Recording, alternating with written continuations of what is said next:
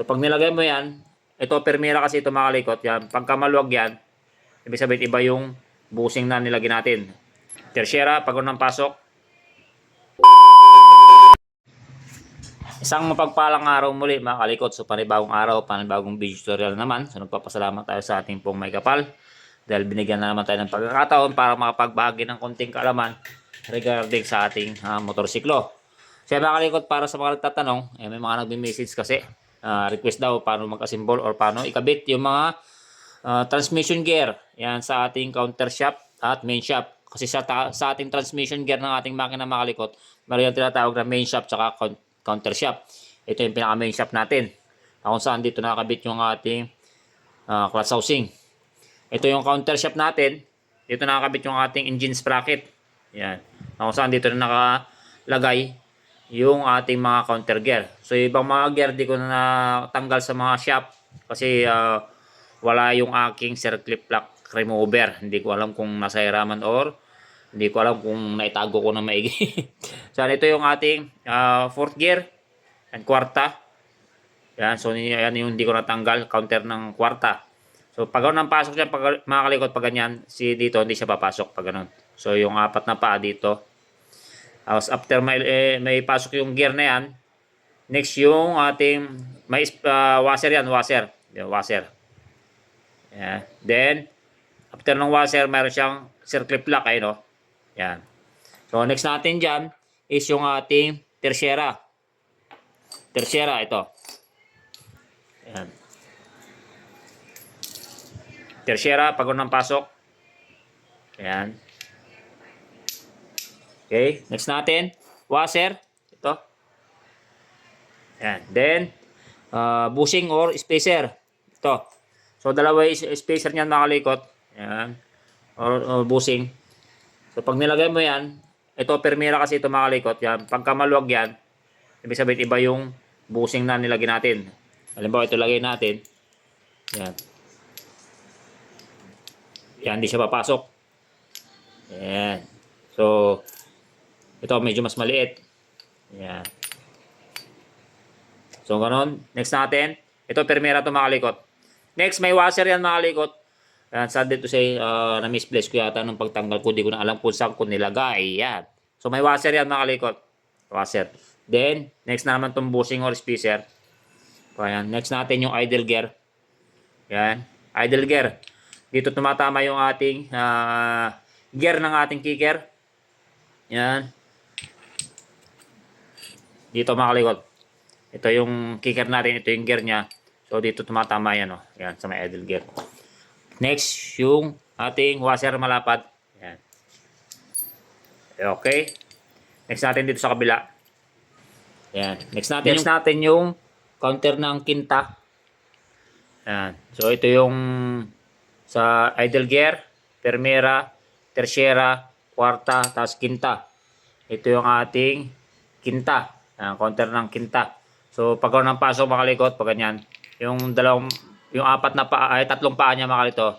Tatlong paa dito sa labas yan. So nakaharap dito sa may lagayan ng engine sprocket. Yan.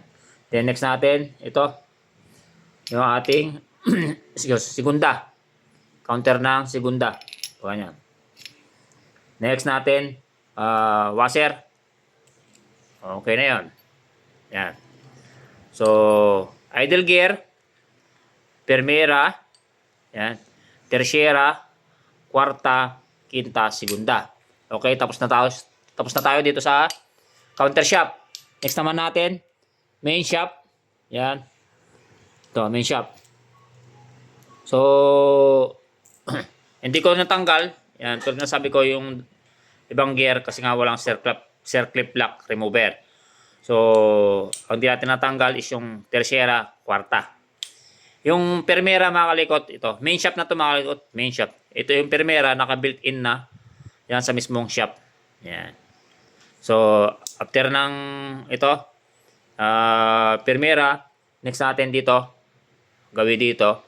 Ito yung, may manifest tayong washer. Pag ganyan. Then, pinion gear.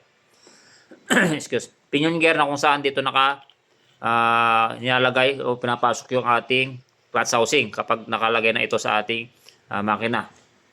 Yan. Okay, dito tayo sa kabila. Yan. So, ito, tersyera mga kalikot. Yan. So, ganoon ang pasok.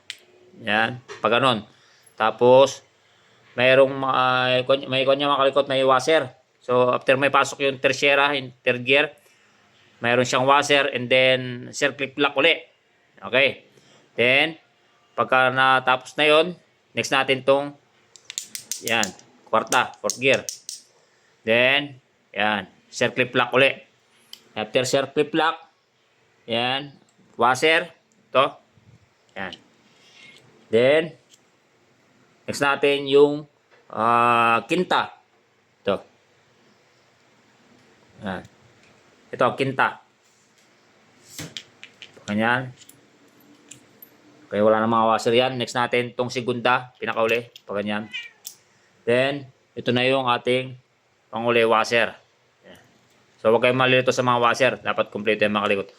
So, ganoon lang mga kalikot, magkasimbol or ikabit yung mga transmission gear. So, paano plastada yung mga kalikot pag ganyan yan? Pag ganyan. Pag ganyan. Sandali lang. Ito. Yan. Pag ganyan plastada yung mga kalikot. Yan. Ito yung yan. Ito pinion gear. So, ito yung primera. Ito yung counter niya. Ito yung tersyera. Ito yung counter niya. Ito yung kwarta. Ito naman yung counter niya. Kinta. Ito naman yung counter niya. Tapos segunda. Ito yung counter niya. So yan lang mga kalikot. Sana nasundan nyo. Or sana na karoon kayo na idea kung paano mag-symbol. Paano ikabit yung mga bawat transmission gear sa ating main shop. Tsaka counter shop. Ayan. So yan lang mga kalikot. Thank you. At sa mga message, ayan, sa mga nag-request, ito na po yung request nyo. So yan lang, maraming salamat. More power po at God bless po sa inyong lahat. So yan mga kalikot, transmission nga pala ito ng Lipan 150. Pwede rin sa Rossi 150, 125. Ayan. So meron siyang 5th gear. So ito pang Lipan 150 mga kalikot. CG 150, so pareho lang sila ng pag-symbol. Ayan. So yun lang mga kalikot. Thank you again.